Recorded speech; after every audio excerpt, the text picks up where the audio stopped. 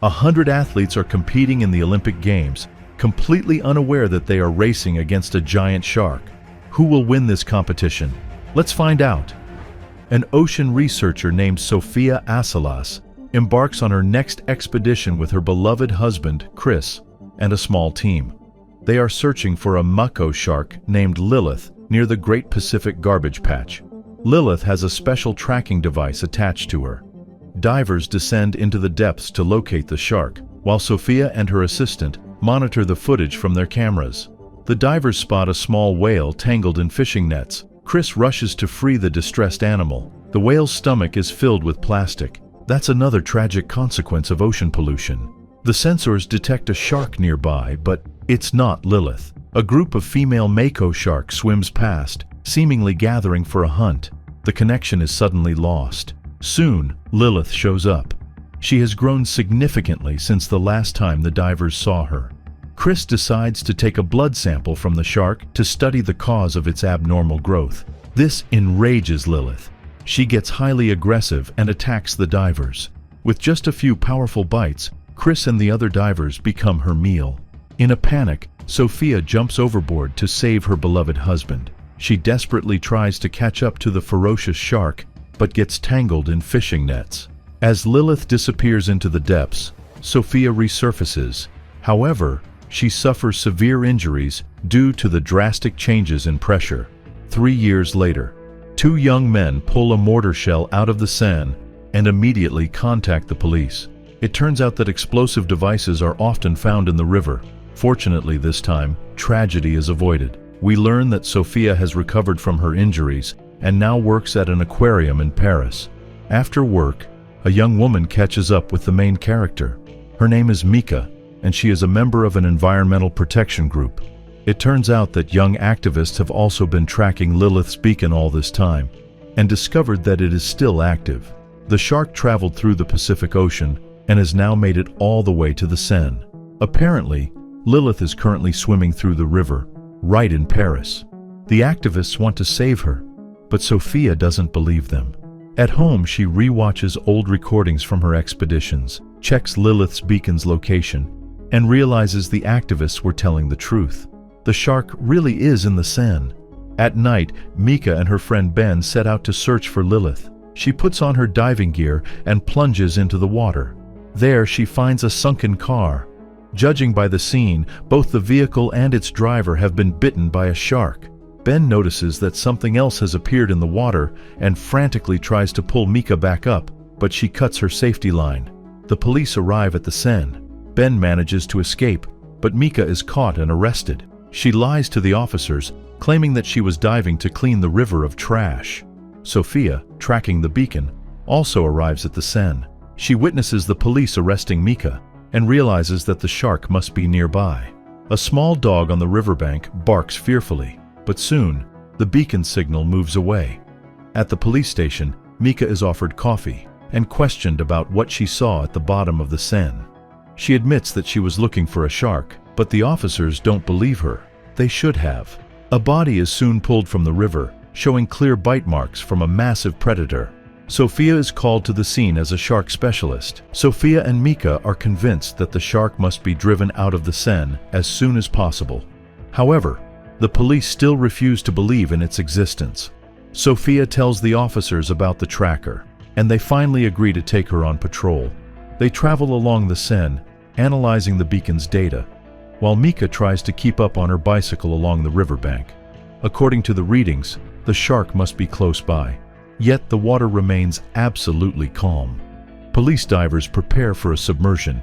They decide to check everything personally. At first, they can't find anything special in the murky river, but soon, they spot something massive lurking in the depths.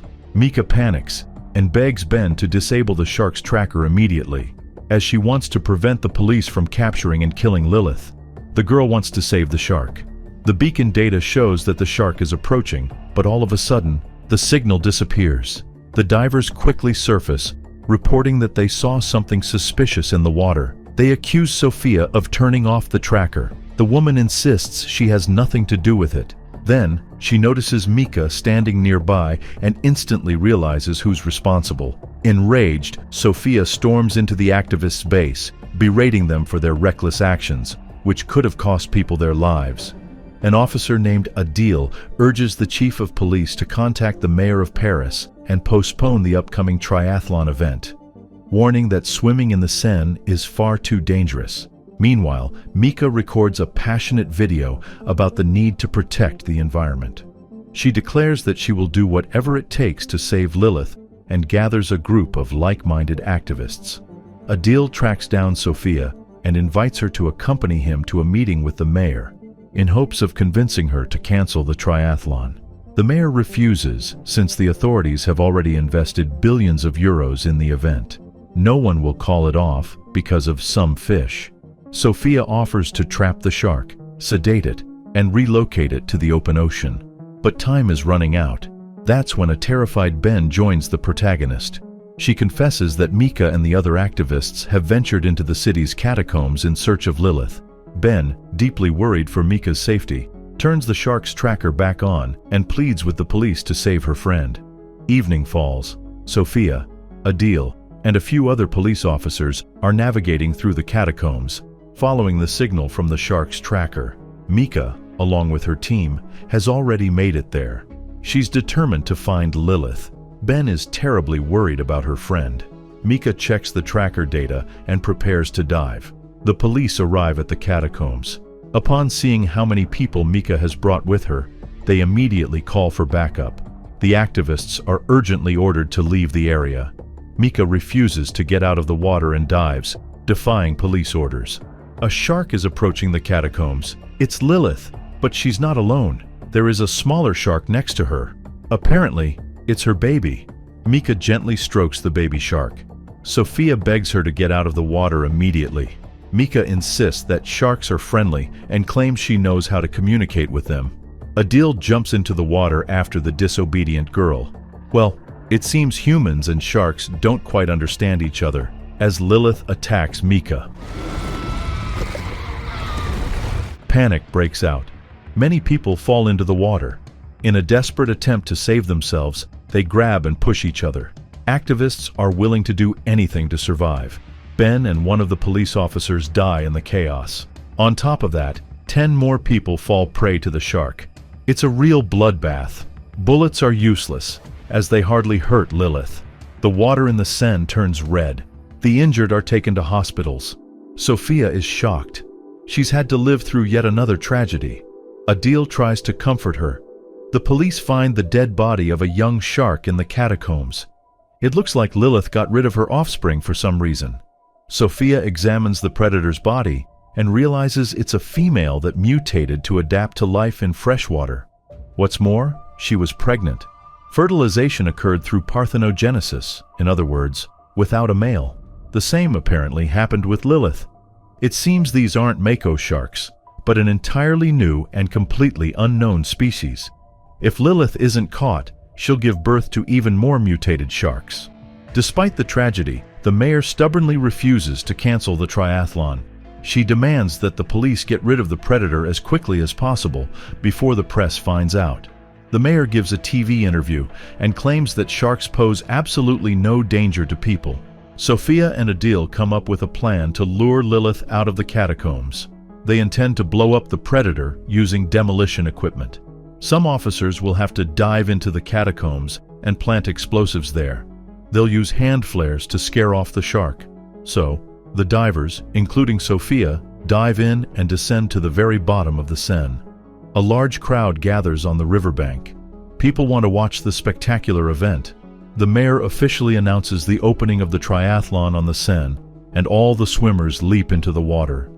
Meanwhile, the divers, led by Sophia and Adil, reach the catacombs. There, they spot an entire swarm of young sharks. Trying not to make any sudden movements, the protagonists place the explosives. Sophia starts to worry. Lilith isn't among the young sharks. But where is she? The young sharks get nervous, group together, and suddenly attack the divers. The burning hand flares aren't much help. The predators take down nearly all the divers. Adil activates the explosives and eliminates the entire swarm of young sharks. Only Lilith remains. He surfaces along with Sophia. The policemen pull them onto the boat. Suddenly, Sophia dives back into the water and comes face to face with the enormous Lilith. For some reason, the furious shark doesn't attack her. Instead, she overturns the police boat. Lilith sends 2 more police officers to the afterlife. Sophia and Adil are the only survivors. The massive shark heads straight for the triathlon venue. The mayor and the spectators watch in horror as the predator attacks several swimmers. Panic erupts both in the water and on land. The swimmers try to get out of the river, but due to the general chaos, more and more people fall into the water. The military arrives and opens fire. The mayor demands they cease fire immediately, warning that there are many unexploded World War II munitions on the riverbed. Unfortunately, no one listens to her.